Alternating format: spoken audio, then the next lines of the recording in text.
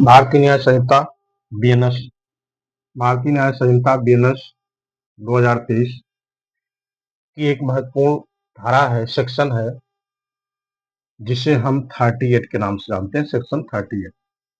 और सेक्शन 38 में बताई गई है जो when right of private defence of body stands of causing death, यानी शरीर की हिंदी होती है शरीर के प्राइवेट प्रतिरक्षा के अधिकार का विस्तार मृत्यु कारित करने तक कब है। शरीर की प्राइवेट प्रतिरक्षा के अधिकार का विस्तार मृत्यु कारित करने तक कब है, यानी किसी शरीर की प्राइवेट प्रतिरक्षा के अधिकार के विस्तार तहत या शरीर की प्राइवेट या व्यक्तिगत प्रतिरक्षा के अधिकार के तहत हम या कोई व्यक्ति जिसके ऊपर हमला किया जाता है वह कब किसी व्यक्ति की डेथ कारित कर सकता है, यही इस सेक्शन में, सेक्शन 38 में बताई गई है। और इसमें देखना है ये है, इसमें लिखा है कि इसके पूर्व यानी धारा 37 के उपबंधों के अधीन रहते हुए निम्न दशाओं में हम किसी व्यक्ति की प्राइवेट प्रतिरक्षा के अधिकार के तहत डेथ कारित कर सकते हैं। कहने का तात्पर्य यह है कि वो निम्न दशाएं, निम्न कंडीशन यहाँ लिखी गई हैं। निम्न दशाओं के अधीन रहते हुए और धारा 37 के उपबंधों के अधीन रहते हुए, प्रोविजन के अधीन रहते हुए कुछ ऐसी कंडीशन से दशाएं हैं जिसमें प्राइवेट प्रतिरक्षा या निजी व्यक्तिगत प्रतिरक्षा के अधिकार का विस्तार मृत्यु कारित करने तक होता है। अब हम उसको देखेंगे है क्या चीज। सबसे पहले 38 में, सेक्शन 38 में ए बताया गया है। ए क्या है कि जहां पर हमला इस प्रकार से किया जा रहा हो या युक्त रूप से आशंका हो कि हमले का जो परिणाम है वह डेथ होगा। क्या होगा? डेथ होगा, मृत्यु होगी। तो ऐसी दशा में प्राइवेट प्रतिरक्षा के अधिकार का विस्तार वह मृत्यु कारित करने तक होता है, यानी डेथ कारित करने तक होता है। कब होता है? फिर एक बार, जहां हमला इस प्रकार से किया जा रहा हो या युक्त रूप से ऐसा हमला किया जा रहा हो जिस हमले का परिणाम यह होता है कि किसी व्यक्ति की डेथ हो जाएगी, मृत्यु हो जाएगी, तो ऐसी दशा में प्राइवेट प्रतिरक्षा के अधिकार का विस्तार मृत्यु कारित करने तक होता है। सेकंड है बी।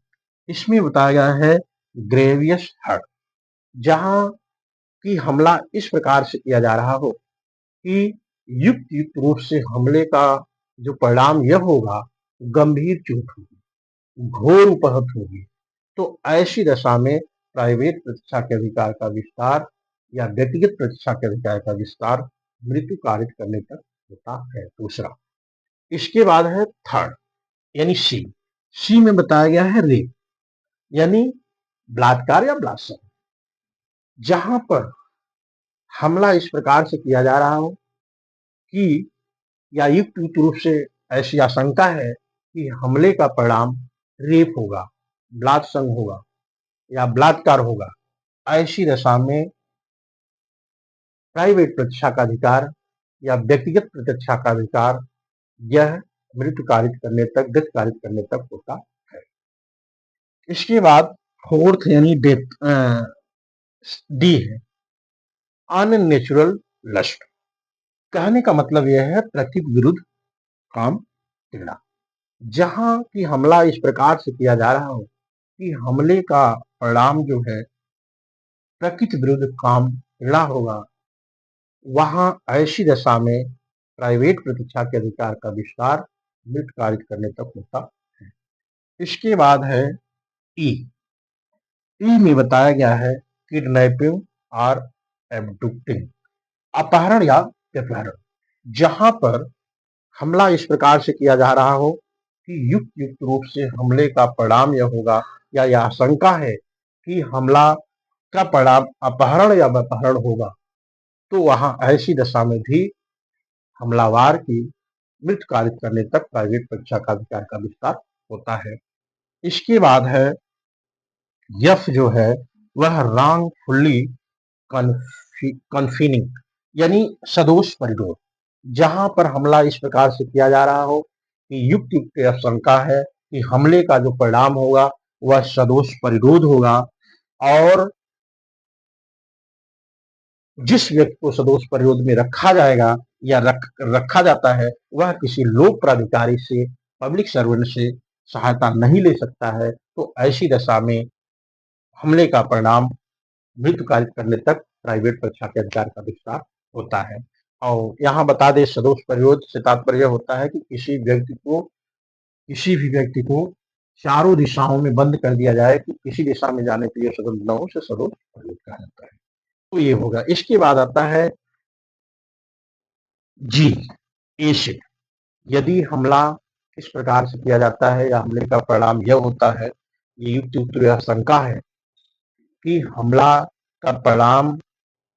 हमले के परिणाम स्वरूप किसी के ऊपर अम्ल फेंका जाता है या अम्ल फेंकने का प्रयत्न किया जाता है और जिसका परिणाम यह होगा कि उसे गंभीर रूप से उपहत होगी। तो ऐसी दशा में भी प्राइवेट परीक्षा के अधिकार का विस्तार मृत्यु कारित करने तक होता है। और जो धारा 38 है, यह पहले आईपीसी धारा 100 थी, आईपीसी की धारा 100 थी, अब 38 बीएनएस भारतीय न्याय संहिता की धारा है। तो ऐसी दशाओं में हम प्राइवेट परीक्षा के अधिकार के तहत किसी भी व्यक्ति की मृत्यु कारित कर सकते हैं। एक बार पुनः बताया गया है धारा 38 में कि प्राइवेट परीक्षा के अधिकार के तहत हम किसी भी तहत कब जो है प्राइवेट परीक्षा के अधिकार के तहत किसी व्यक्ति को मृत्यु कारित कर सकते हैं और इसका बचाव ले सकते हैं। इसमें बताया गया है, कुछ कंडीशंस दी गई हैं, जिस कंडीशन के तहत अगर आप किसी भी व्यक्ति के डेथ कारित कर देते हैं तो आपको प्राइवेट परीक्षा का बचाव मिल सकता है। जैसे पहला बताया गया है कि अगर हमले का परिणाम इस प्रकार से है या ऐसा आशंका है कि हमले के परिणाम स्वरूप डेथ हो जाएगी, मृत्यु कारित कर दी जाएगी और कोई बचाव का रास्ता नहीं है, तो ऐसी दशा में प्राइवेट परीक्षा के अधिकार का विस्तार मृत्यु कारित करने तक है। पहला है। दूसरा है, जहां हमला इस प्रकार से किया जा रहा हो कि युक्त रूप से आशंका है कि हमले का परिणाम घोर उपहत है, ग्रेवियस हर्ट है, वहां ऐसी दशा में भी प्राइवेट परीक्षा का अधिकार का विस्तार मृत्यु कारित करने तक होता है। थर्ड है, जहां पर हमला इस प्रकार से किया जा रहा हो या हमले का परिणाम युक्त रूप से इस प्रकार से आशंका हो कि हमले के परिणाम स्वरूप रेप किया जाएगा, बलात्कार किया जाएगा, वहां पर भी प्राइवेट परीक्षा के अधिकार के तहत ऐसे हमलावर की मृत्यु कारित की जा सकती है।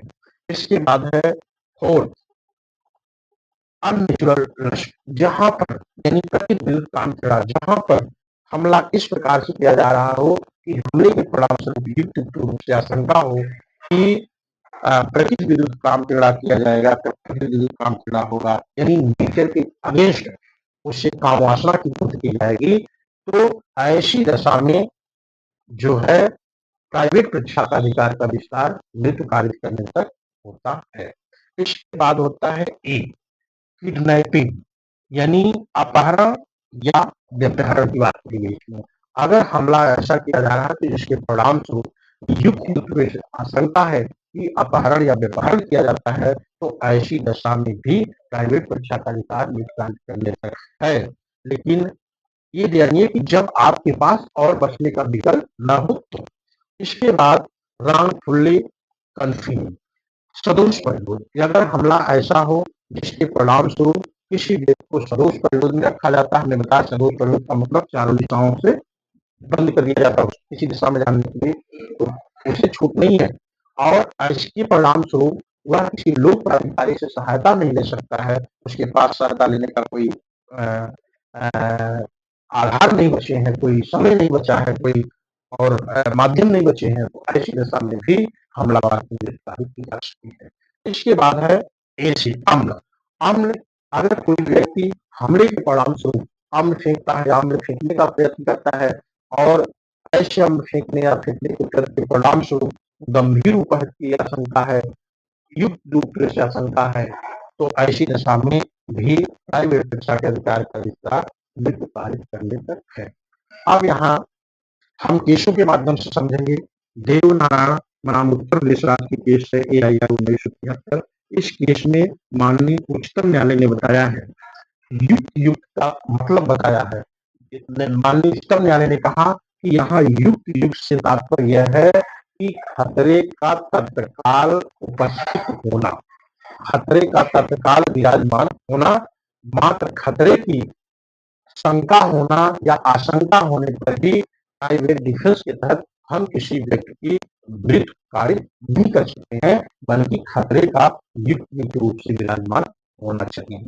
और न्यायालय ने कहा कि यदि बल के प्रयोग द्वारा बल प्रयोग किया जा रहा हो हमले में, तो बल प्रयोग को हम बल प्रयोग द्वारा रोक सकते हैं। इसके बाद अमजद खान की केस है, अमजद खान वर्सेस राज AIR 1995। इस केस में माननीय ऑनरेबल उच्चतम न्यायालय ने कहा कि जहां पर लाठी से बल प्रयोग किया जा रहा हो, लाठी से हमला किया जा रहा हो और ऐसे हमले का परिणाम स्वरूप युक्त रूप से गंभीर चोट है, तो ऐसी दशा में आप भाले से, उस बल्लम से भी उसका बचाव कर सकते हैं और यह प्राइवेट प्रतिष्ठा के अधिकार के अगेंस्ट नहीं होगा। इसके बाद Nahar Singh versus state of Punjab राज्य 1969 की केस है। इस केस के माध्यम से भी हम देखेंगे प्राइवेट प्रतिष्ठा के अधिकार का विस्तार। इस केस में ये होता है कि जो मृतक होता है वह ऐसा हमला करता है, ऐसा हमला बोलता है अभियुक्त पर कि युक्त युक्त रूप से यह आशंका है कि अभियुक्त की जो साली है उसके साथ वह रेप करेगा और इसके बचाव में अभियुक्त ने इसके ऊपर वार किया, मृतक के ऊपर। एक बार में वो गिरता है और दूसरी तीसरी बार में या दूसरी तीसरी घाव में, जो बचाव में इसने घाव मारा, उससे इसकी मृत्यु हो जाती है। तो ऐसी दशा में माननीय न्यायालय ने कहा कि यहाँ एक बार में उससे जो घाव लगी या चोट आई या सेकंड या थर्ड बार में जो उसकी मृत्यु हुई, यह भी प्राइवेट प्रतिरक्षा के तहत उचित बचाव है, उचित प्रतिरक्षा है। और क्यों है? क्योंकि मृतक ने जो है अभियुक्त के साली के साथ ऐसे हमले से रेप करने का प्रयास कर रहा था, या रेप करने ऐसे हमले का परिणाम उसके साथ रेप किया जाता। तो ऐसी दशा में भी न्यायालय ने कहा कि प्राइवेट प्रतिरक्षा के अधिकार के तहत बचाव लिया जा सकता है। तो इस प्रकार से हमने देखा कि धारा 38 जो है, जो अभी बीएनएस में है, भारतीय न्याय संहिता में पहले आरपीसी की धारा 100 थी और इस धारा में बताया गया है कि वो कौन सी दशाएं हैं, कौन सी कंडीशन है जब हम प्राइवेट सुरक्षा या निजी सुरक्षा के अधिकार का प्रयोग करके किसी व्यक्ति की मृत्यु कार्य कर सकते हैं।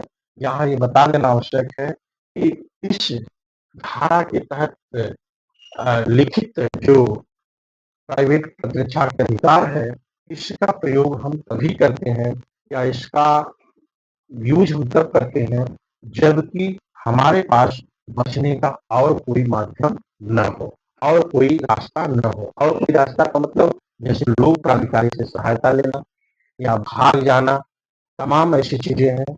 तो अगर कोई रास्ता नहीं है तो ऐसी दशा में आपको यह धारा अपने बचाव का आधार देती है और इसका प्रयोग करके आप बच सकते हैं और यदि आवश्यक हो तो अगले की डेथ भी कार्य की जा सकती है।